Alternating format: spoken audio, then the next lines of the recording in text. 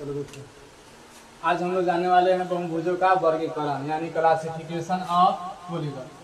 Classification of polygon. देखिए, बहुभुज का मतलब होता है अनेक भुजाएं, अनेक भुजाओं से घिरी हुई आकृति को हम लोग क्या कहते हैं? बहुभुज कहते हैं। बहुभुज का मतलब अनेक भुजा हो जाता है, समझ में आ गया? उस अनेक भुजा में अलग अलग आकृतियां होती है जिसको हम लोग को समझना काफी जरूरी और अति आवश्यक होता है कि नहीं? तो उसमें सबसे पहले होता क्या है, उसमें होता है भुजाओं की संख्या। क्या होता है? भुजाओं की संख्या। उसके बाद में होता है वर्गीकरण का नाम। उसके बाद में होता है आकृति, चित्र, कि कैसा चित्र है, कैसा चित्र हमें देखना है, कैसा चित्र को पहचान करना है। उसके बाद में ये जो है अलग, इसी का भाग नीचे वाला है। अब इधर समझ लो बारी बारी से। सबसे पहले है थ्री।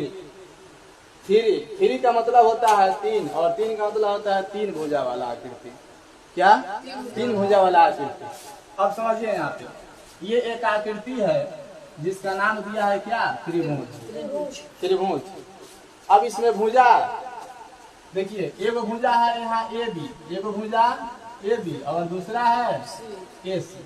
हो जाएगा एगो ए बी और एगो ए सी और दूसरा बी सी। तीन गो भुजा है, एगो हाई भुजा है और एगो हाई भुजा है, एगो हाई भुजा। कै गो भुजा हुआ? तीन गो भुजा हुआ ना। तो तीन भुजाओं से घिरी हुई आकृति को हम लोग क्या कहेंगे बबुआ? त्रिभुज कहेंगे। क्या कहेंगे? त्रिभुज कहेंगे। कोई दिक्कत? तो ये आकृति आपको समझ में आ गया। यहाँ पर भी आपको ये भी समझ में आ गया कि त्रिभुज किसे कहते हैं। समझ में आया कि नहीं? अब कोई भी पूछेगा कि त्रिभुज किसे कहते हैं तो बोलिएगा तीन भुजाओं से घिरी हुई आकृति को हम लोग क्या कहते हैं? त्रिभुज कहते हैं। कोई दिक्कत? देखिए, इसमें तीन गो भुजा है तो क्या कहेंगे? त्रिभुज कहेंगे। अब है हमारा चार। क्या है? चार। चार का मतलब चतुर्भुज। चार का मतलब चतुर्भुज, यानी चार भुजाओं से घिरी हुई आकृति को हम लोग क्या कहेंगे? चतुर्भुज कहते हैं।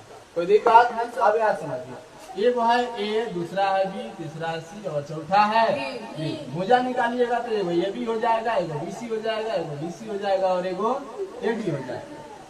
समझ में आया कि नहीं? तो इसको हम लोग क्या कहेंगे? चतुर्भुज। क्या है? कि इसमें चार गो भुजा, एगो, दो गो, तीन गो और चार। कोई दिक्कत? कोई दिक्कत है? तो चार भुजाओं से घिरी हुई आकृति को हम लोग क्या कहते हैं? चतुर्भुज कहते हैं। कोई प्रॉब्लम? अब देखिए, उसके बाद में है पांच भुज। पांच भुज यानी पंचभुज। पांच गो जिसमें भुजा रहेगा उसको पंचभुज कहेंगे। तो भुजा समझ में आ रहा है ना? ये वो भुजा है, यहाँ से यहाँ तक की एगो भुजा हो गया, फिर यहाँ से यहाँ तक की एगो भुजा हो गया, फिर यहाँ से यहाँ तक की एगो भुजा हो गया। इस तरह से चार गो भुजा।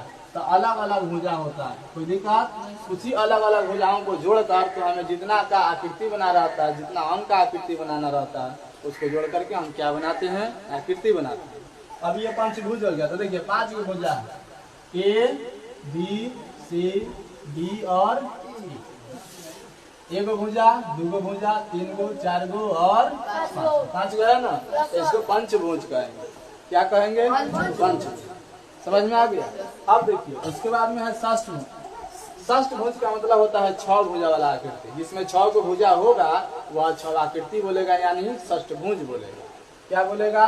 षष्ठभुज। फॉर एग्जाम्पल में देख लीजिए, यहाँ पर एगो, दूगो, तीन गो, चार गो, पांच गो, छह। कोई दिक्कत? इसी तरह से बाकी सब होता है, जिसमें जितना भुजा होगा वह उतना ही अंक वाला बहुभुज बोलेगा। कोई दिक्कत? विशेष हम लोगों को छह को आवश्यक होता है जान लेना। कितना आवश्यक होता है? छह गो। कोई दिक्कत? अभी जो हम लोग को है छह गो को मुख्य रूप से क्या करना? याद रखना। पहले छह गो को फिर से रिवाइज कर देना।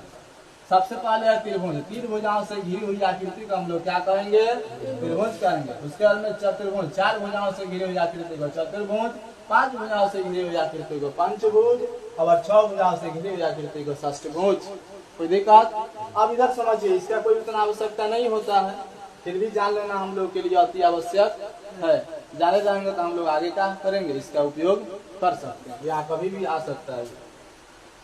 अब ये देखिए, सतभुज, जिसमें सात को भुजा होगा, जिसमें सात को भुजा होगा। जैसे ये देखिए, इसमें सात को भुजा है कि नहीं है?